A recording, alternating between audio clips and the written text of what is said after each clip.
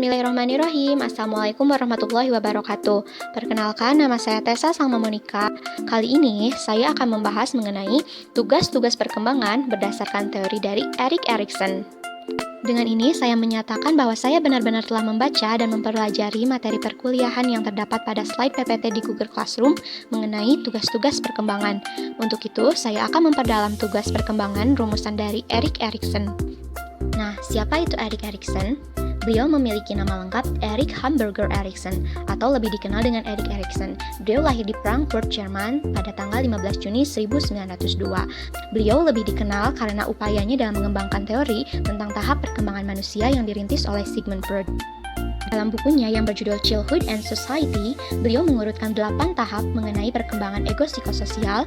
8 tahap tugas perkembangan menurut Erik Erikson ini diantaranya yaitu fase bayi, fase anak usia dini atau balita, fase anak prasekolah, fase usia sekolah, fase remaja, fase dewasa awal, fase dewasa atau parubaya, dan yang terakhir yaitu fase usia lanjut. Pada fase ini disebut dengan kepercayaan versus kecurigaan. Pada tahap ini, jika kebutuhan-kebutuhan bayi terpenuhi oleh orang terdekat seperti ibu, maka tugas bayi seperti menumbuhkan rasa aman dan percaya diri kepada orang lain akan tumbuh. Tapi sebaliknya, jika ibu atau orang terdekat bayi tidak bisa memberikan rasa nyaman, bayi akan mulai menumbuhkan rasa tidak percaya atau curiga kepada orang lain. Pada fase ini disebut juga dengan otonomi versus perasaan malu dan keraguan.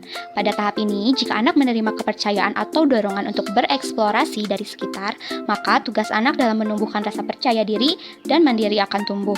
Jika orang tua terlalu banyak melarang atau membatasi, maka akan membentuk anak menjadi pribadi yang tidak percaya diri dan merasa tidak mampu dengan dirinya. Pada fase ini disebut dengan inisiatif versus kesalahan. Pada tahap ini, berbagai kemampuan anak mulai meningkat dan juga berkembang.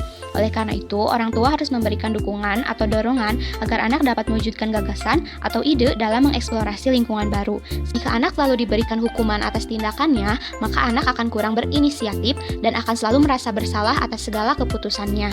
Pada fase ini disebut juga dengan kerajinan versus inferioritas. Pada tahap ini, tugas perkembangan anak adalah mewujudkan segala rencana yang dimiliki dengan belajar. Jika anak tidak mampu meraih apa yang harus diwujudkan karena merasa tidak mampu, sehingga orang tua dan juga guru berperan penting untuk memperhatikan perkembangan atau kebutuhan anak pada usia ini. Fase ini disebut juga dengan identitas versus kekacauan identitas. Tugas utama pada masa ini, mereka akan mencoba banyak hal untuk mengetahui jati diri atau identitas dirinya. Oleh karena itu, peran orang tua sangat penting agar identitas positif dapat tercapai. Sebaliknya, jika kurang mendapat bimbingan terkait perannya, maka akan terjadi kebingungan atau krisis identitas dan merasa tidak yakin terhadap kemampuan dirinya. Fase ini disebut juga dengan keintiman dan isolasi. Tugas pada tahap ini diperlihatkan dengan adanya hubungan yang terjalin untuk menghindari dari sikap menyendiri. Pada tahap ini, jika muncul rasa cuek tanpa memperdulikan segala bentuk hubungan dengan sekitar, Erikson menyebutkan akan muncul rasa terkucilkan atau isolasi dari sekitar. Fase ini disebut juga dengan generativitas versus stagnasi. Pada masa ini, salah satu tugas yang harus dicapai adalah keseimbangan antara generativitas dan juga menghindari sikap stagnasi.